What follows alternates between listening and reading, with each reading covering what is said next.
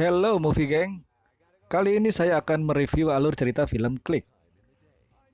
Film drama komedi keluarga yang dirilis pada tahun 2006 ini dibintangi Adam Sandler dan Kate Beckinsale. Film yang mengisahkan tentang seorang arsitek yang memiliki remote ajaib. Ya, sebuah remote yang mampu mengontrol jalannya kehidupan. Tidak hanya di situ, remote ini juga mampu memberikan visual di waktu yang dia kehendaki. Ada banyak konflik yang mewarnai jalan cerita film ini. Bahkan beberapa plot di film ini pun mampu membuat saya sampai menitikkan air mata. Serius loh geng. Saran saya siapkan tisu atau berpura-pura santuy jika menonton film ini. Oke, tanpa basa-basi siapkan posisi terbaik Anda untuk menyaksikan tayangan ini.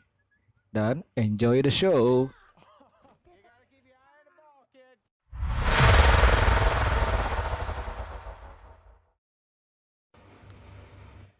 Adegan diawali keluarga Michael Newman yang menjalankan rutinitas di pagi hari. Ini adalah Ben dan Samantha, putra-putri dari Michael.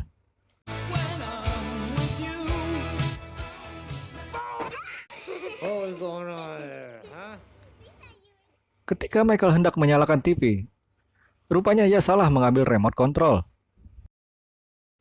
Mulai dari remote kipas angin, mobil-mobilan, hingga remote pintu garasi. Ben kemudian mengatakan bahwa temannya yang bernama O'Doyle memiliki sebuah remote universal yang bisa digunakan kepada semua perangkat elektronik di rumahnya. Lagi-lagi Kevin O'Doyle, begitu kurang lebih kata si Michael. Samantha dan Ben pun menanyakan kepada ibunya, kapan rumah pohon yang dibangun Michael akan selesai. Ya, ini adalah rumah pohon yang dibangun sejak 2 bulan lalu dan tidak kunjung selesai karena kesibukan Michael. Ketika Michael hendak berangkat kerja, si Kevin O'Doyle sempat-sempatnya julid nanyain sound system mobil miliknya dan membandingkan dengan milik ayahnya.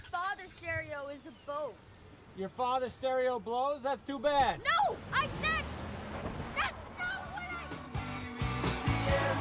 what I... Michael pun tiba di kantor di mana ia sedang ada janji meeting. Ya, di sana ia dipercaya untuk mengerjakan proyek dengan klien dari Timur Tengah. Hasil rancangan arsitektur Michael pun disukai klien tersebut. Selesai meeting dengan klien tersebut, sang bos pun menawarkan proyek lainnya. Michael pun menyanggupinya, tentunya setelah Michael merayakan hari kemerdekaan bersama anak-anaknya. Namun si bos bilang nggak bisa lama-lama bro, ini klien Jepang, mesti cepat. Apalagi mereka juga masih ada janji makan siang dengan klien Timur Tengah. See you later for drinks at happy hour with Prince Abu Dhabi. Okay. My son has a swim meet tonight that I have.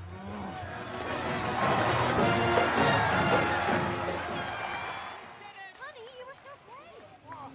Sementara itu Michael datang terlambat untuk menyaksikan pertandingan renang yang diikuti Ben.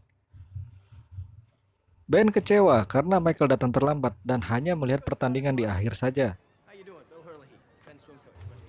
Bill adalah guru renang di sekolah Ben. Bill terlihat begitu peduli dan perhatian terhadap Ben, di mana hal ini membuat Michael jengkel.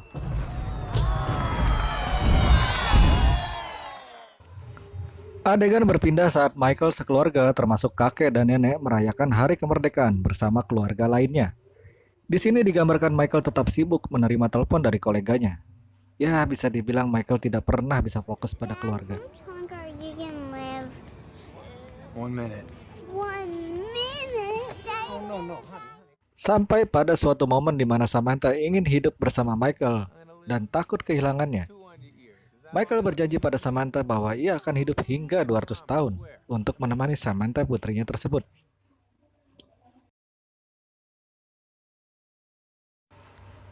Sementara itu si kakek mencoba menghibur Ben dan Samantha dengan sulap koin yang dulu pernah dilakukannya juga kepada Michael. Ben dan Samantha pun terhibur dengan aksi si kakek. Daddy has wanted to know how I've done that trick since he was your age. Isn't that true, son? Hey, Michael. Michael, who you talking to?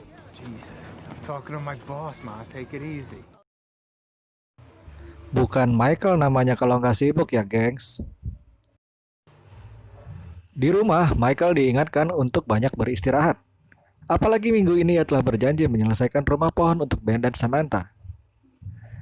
Lagi-lagi ia kembali ingkar janji, dengan alasan ada beberapa proyek yang tidak bisa ditunda dan mesti dia selesaikan. Donna, I'm not out drinking or gambling or hitting on chicks. I'm working my ass off so my family can have a better life than I ever dreamed of having when I was a kid. Ow! Are you kidding me? Will you give me a break? Ya, itulah Michael yang mudah sekali tersulut emosi karena beban pekerjaannya. Michael pun lalu pergi untuk membeli sebuah remote control. Remote control universal seperti yang dimiliki keluarga O'Doyle. Karena merasa kelelahan, Michael pun sempat berbaring di springbed display toko.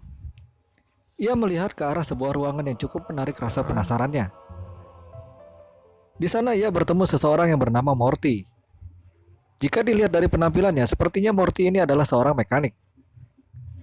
Michael pun menyampaikan keinginannya datang ke toko adalah karena ingin membeli sebuah remote universal. Not necessary. Just point, click. Eventually, it will program itself. Morty pun memberikannya sebuah remote sakti dan ajaib, bahkan dengan cuma-cuma. Just hold it in for 5 minutes and keep the freaking volume down. Saat pekerjaannya merasa terganggu, Michael pun mengarahkan remote tersebut ke anjingnya, di mana ternyata remote itu berfungsi, tidak hanya pada perangkat elektronik. Ia pun lalu mencoba menekan tombol fast forward dan mengarahkan ke anjingnya lagi. Dan hal itu membuat Michael semakin takjub, senang bukan main. Keesokan harinya Michael menemui Morty untuk meminta penjelasan mengenai remote ajaib tersebut. Morty pun memberikan tutorial singkat mengenai fitur dari remote tersebut. Morty menyuruh Michael menekan tombol main menu pada remote tersebut. Seketika muncul sebuah menu layaknya perangkat elektronik dalam kehidupan Michael. Di menu ini Michael bisa memilih beragam sub-menu lainnya di mana memungkinkan Michael untuk menyaksikan semua peristiwa yang dia alami. Mulai dari ia masih dalam proses saat ia dilahirkan, bahkan sampai dia masih anak-anak di mana ayahnya pertama kali menunjukkan sulap koin padanya. Ah, this is where the quarter trick started.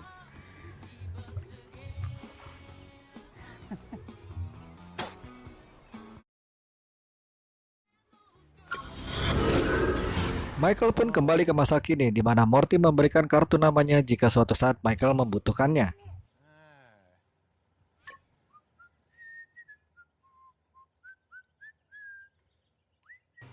Ya, ini adalah contoh kejahilan Michael saat mengetahui fungsi dari remote tersebut.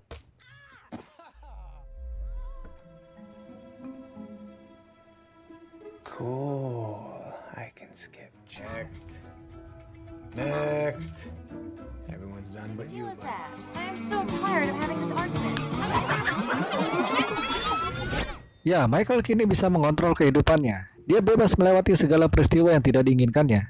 Bahkan untuk melakukan wik-wik dengan istrinya pun, Michael bisa-bisanya men-skip juga.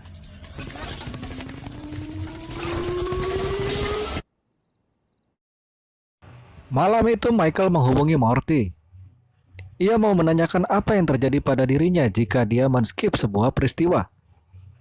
Morty mengatakan setiap Michael men-skip sebuah peristiwa itu artinya sistem autopilot yang bekerja, di mana Michael tetap berada pada situasi tersebut namun bertindak seperti sebuah robot yang hanya mengikuti alur dari sebuah peristiwa secara datar. Getting sick, man. Fast forward me till I'm better. Ketika Michael kena flu, dia pun men-skip hingga ke masa di mana dia sudah sembuh. Artinya dia menjalankan autopilot selama 3 hari dan tidak mengingat peristiwa 3 hari tersebut.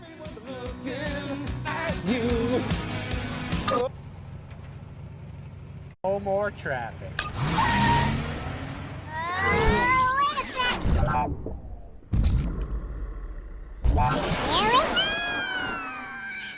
Saat Michael melakukan makan malam dengan calon klien dari Jepang, kembali ia memanfaatkan remote tersebut untuk mendengarkan dan mentranslate pembicaraan klien Jepangnya tersebut. Alhasil proses tersebut berlangsung lancar dan cair. Proyek berhasil dimenangkan oleh Michael. Untuk merayakannya, Michael pun pulang membelikan hadiah untuk anak dan istrinya.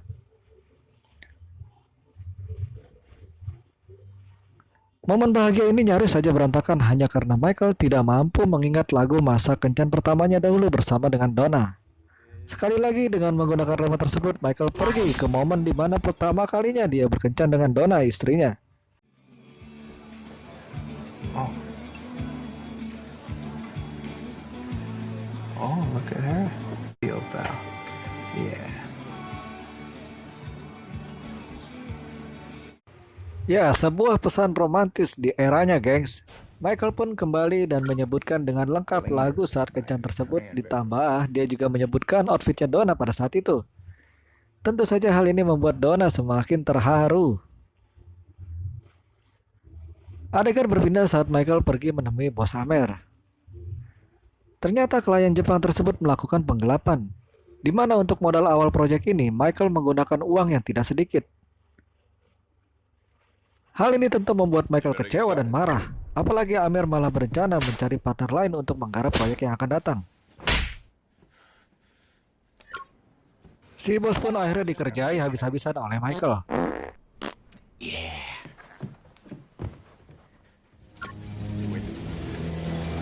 Hari-hari Michael kini diwarnai dengan pertengkaran dan kemarahan. Singkat kata, Michael bisa dikatakan bangkrut dan harus menjual beberapa asetnya. But we'll get through this, okay? I promise. Jeez, man, that's all we ever do is get through it. When is it gonna end?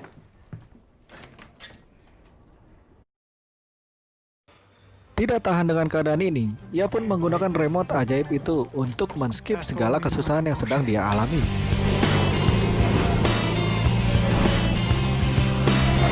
So here's the Michael Newman, the greatest partner I could ever dream of. Akhirnya Michael pindah ke masa di mana dia mendapatkan promosi. Yang tidak diduga oleh Michael, ternyata promosi itu dia dapatkan setelah bertahun-tahun kemudian. Oh my god, he's gonna answer his phone. What the heck happened? I didn't even touch the remote. Tiba-tiba Michael berpindah ke rumah. Entah ini skip yang keberapa kali dan berapa tahun yang Michael lewati. Where's Sundance? About what? What happened? Sampai-sampai anjing kesayangan yang bernama Sundance pun mati, Michael tidak mengetahuinya. Michael minta maaf kepada Donna dan berjanji akan fokus pada keluarga.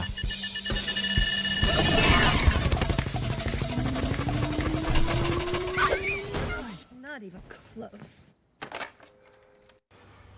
Michael kemudian menghubungi Morty, di mana dia mengatakan bahwa remote-nya telah rusak karena selalu fast forward. Morty menjelaskan bahwa remote tidaklah rusak. Remote bekerja secara otomatis sesuai keinginan Michael sejak menggunakannya. Michael ingin mengembalikan remote tersebut, namun Morty menolaknya. Bahkan berulang-ulang kali dibuang pun dan menghancurkan remote tersebut selalu kembali kepadanya. Michael pun bergegas ke kantornya dengan menggunakan sepeda. Hal ini dia lakukan untuk menghindari kemacetan. Karena jika dia stres akibat macet, maka remote itu akan bekerja auto fast forward. Sampai di kantor, ia menemui bos Amer. Dalam percakapannya, si bos mengatakan suatu hari nanti Michael akan menjadi seorang CEO. Tentu saja hal ini membuat remote itu bereaksi dan tiba-tiba Mike lompat langsung ke 10 tahun berikutnya, di mana ia telah menjadi seorang CEO. Ternyata dalam 10 tahun terakhir, Michael tidak menjaga pola makannya hingga ia menjadi ya gitu deh. Michael pulang ke rumahnya. Di sana ia bertemu Ben dan Samantha yang sudah beranjak remaja.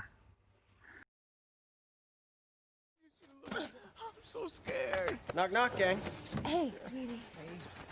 Saat kangen-kangenan sama Donna, tiba-tiba saja anjir. Ya, Michael tidak bisa menerima apa yang baru saja dilihatnya. Jadi gini kan, ternyata selama masa 10 tahun terakhir itu rumah tangga Michael dan Donna bubar di tengah jalan. Donna menikah dengan Bill yang sebelumnya adalah guru renangnya si Ben. Hal ini terjadi karena autopilot di program di remote ajaib yang membuat Michael tidak bisa mempertahankan rumah tangganya. Jadi mungkin waktu proses gugatan si Michael main iya-iya aja kali ya. Pertengkaran tidak dapat dihindari. Michael terjatuh dan scene berpindah kondisi di mana ia sudah berada di rumah sakit. Rupanya sakit yang dialaminya lumayan lama banget ya, gengs. Karena di sini Michael bobot tubuhnya sudah mengecil kembali. Terrible. Donna juga mengatakan bahwa Michael mengidap kanker dan penyakit jantung. Di sini juga diketahui bahwa Michael melompati peristiwa tersebut 6 tahun lamanya. Kini Michael adalah seorang CEO dari sebuah perusahaan arsitektur terbesar di kotanya. Di sana ia bertemu seorang pemuda yang menyambutnya dan dia adalah Ben. Ya, Ben kini sudah berubah menjadi sosok pemuda sukses yang mengikuti jejak Michael di mana ia juga menjadi seorang arsitek. Setelah bercakap-cakap dengan Ben, Michael berencana mengajak Ben, Samantha bersama kakek neneknya untuk makan es krim. Mungkin Michael kangen suasana kekeluargaan seperti dulu ya, gengs. Apalagi banyak momen yang dia lewatkan selama memiliki remote ajaib. Mendengar perkataan Michael, Ben menyuruh Michael untuk duduk dan minum segelas air. Michael pun menanyakan ada apa. Lalu Ben berkata, Grandpa died. ya, ternyata si kakek sudah meninggal. Michael yang mendengar pun sontak kaget dan menangis. Michael pun bergegas menuju pemakaman ayahnya. Di sana dia bertemu Morty. Michael ingin ke momen di mana ayahnya saat itu meninggal. Namun karena Michael tidak berada di sisi ayahnya, maka ia tidak bisa berada di sana. Akhirnya Michael meminta Morty untuk mengajak dirinya ke momen di mana terakhir kali ayahnya menemui Michael. Hey, Dad. Sorry to bug you. Would you mind looking at my shirt? Cheap one. Like I said, just let me do my email. Michael yang melihat dirinya dalam autopilot merasa sangat marah melihat perilakunya sendiri. Right? You're a schmuck. Look at it. Look at it. Kemudian si kakek datang. Hey, Grandpa. Beliau berniat mengajak Michael sekeluarga untuk menghadiri acara perkumpulan. Ya, seperti family gathering lah. Hey, please. Don't give me that finger. Michael menolaknya, namun si kakek tetap membujuk Michael agar bisa turut hadir. Don't you want to know How you do this stupid trick? I've always known. Can you let me do my work? Mendapat penolakan tersebut, kakek hanya bisa diam.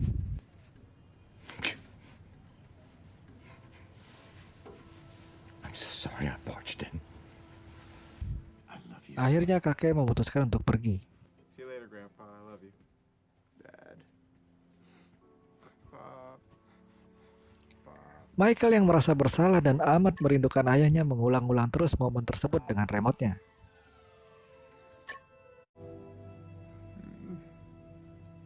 I love you, son.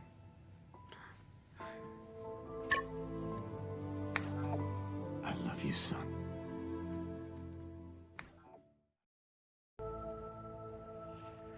Michael yang telah kembali mendapatkan penjelasan bahwa Morty sebenarnya adalah seorang malaikat kematian. Mengetahui hal ini tentu membuat Michael marah dan berusaha menyerang Morty. Dengan remote tersebut, Michael kini berada di momen pernikahan Ben. Michael merasa senang karena di momen ini ia tidak melewatkannya. Apalagi ternyata ibunya masih hidup dan hadir di sana. Michael menghampirinya dan mengungkapkan rasa sedang dan rindunya kepada ibunya. Turut hadir juga di sana Donna dan juga Bill, suaminya. Donna mohon izin kepada Bill untuk dapat berdansa dengan Michael. Still smelling good, huh? After all these years. Yeah. Are you happy? Of course I'm happy. Our son just got married. Not about that. You happy about where our lives ended up? Saat berdansa, Michael melihat Samantha putrinya sedang bersama dengan Bill. Hal ini membuat Michael merasa cemburu. Apalagi Samantha memanggil Bill dengan sebutan ayah. Dan secara tidak diduga tiba-tiba Michael mendadak terkena serangan jantung.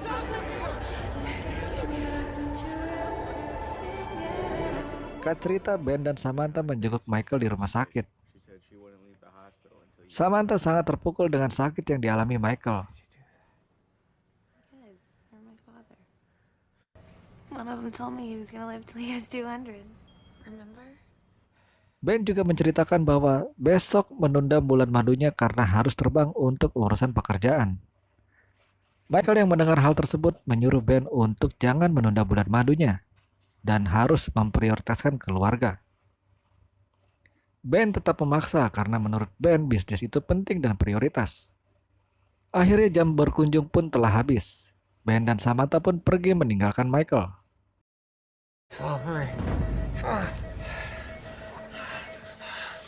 Tidak berapa lama Michael yang sudah tidak tahan dengan kondisi sakitnya berniat menyusul Ben dan Samantha.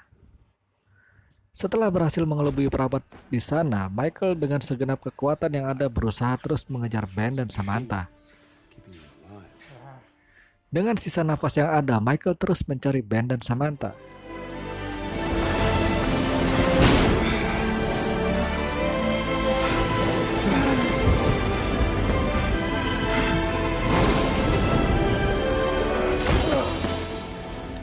Michael terus berteriak memanggil-manggil nama Ben.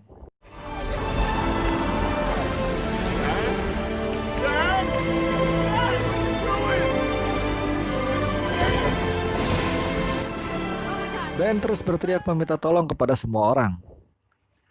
Keluarganya pun datang, bergegas membantu. Michael mengatakan kepada Ben untuk selalu mengutamakan keluarga. Michael juga meyakinkan keluarganya bahwa dia masih mencintai mereka. I didn't make 200, but I love you. I love you.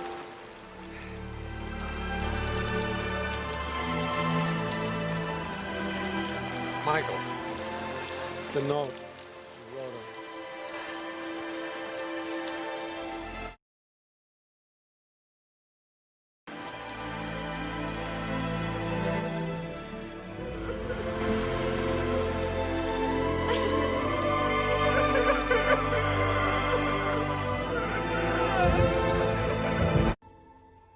Michael tiba-tiba saja terbangun dari tidurnya dan dia berasumsi bahwa dia baru saja bermimpi.